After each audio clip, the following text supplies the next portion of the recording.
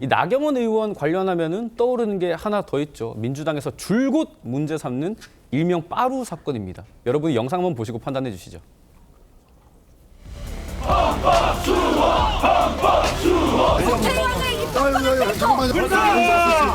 다칩니다. 조금만.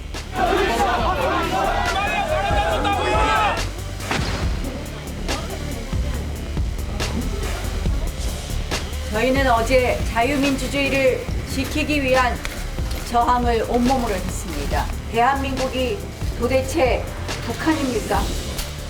그 법안에 찬성하는 사람만 투표할 때까지 계속 의원을 바꿔쳐도 되는 겁니까?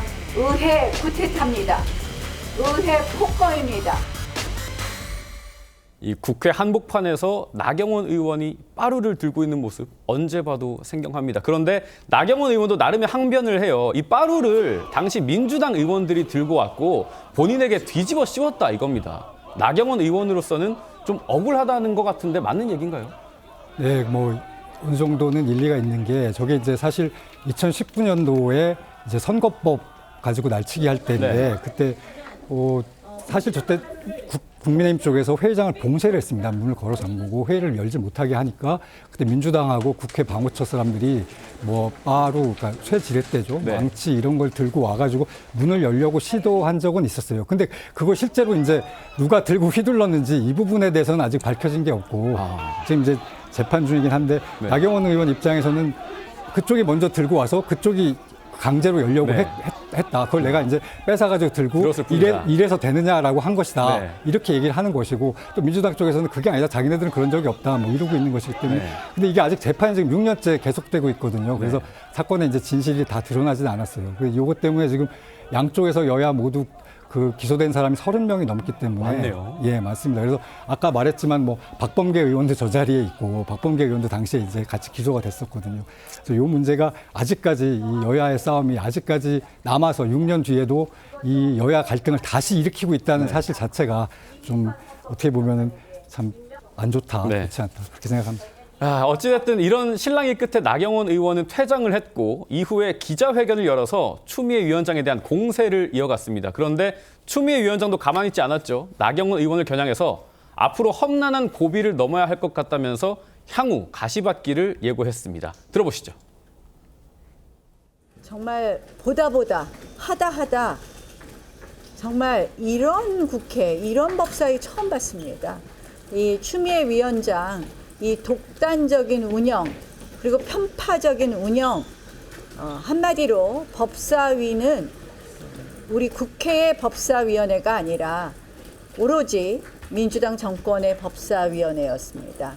일방적이고 독단적이고 편파적인 위원회 운영에 대해서 추미애 위원장은 사과하고 계엄 해제하러 오다가 다시 내빼버린 의원이 와서 법사위 간사를 맡겠다고 하고 있고 큰소리치는 이 비정상적인 상태를 보고서 저도 참으로 참담함을 느끼지 않을 수가 없습니다. 아마 앞으로도 험난하고 또 여러 고비를 많이 넘어야만 할 것 같습니다.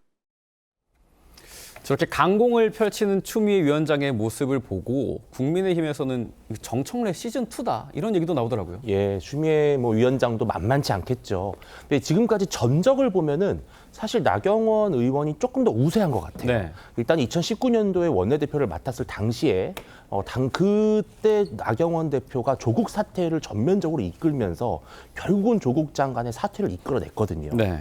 그리고 그 당시에도 그 여러 가지 선거법이나 공수처법 처리가 될 때 저렇게 온몸으로 막으려 하면서 사실 보수의 여전사 이렇게 불리기 시작을 했고요.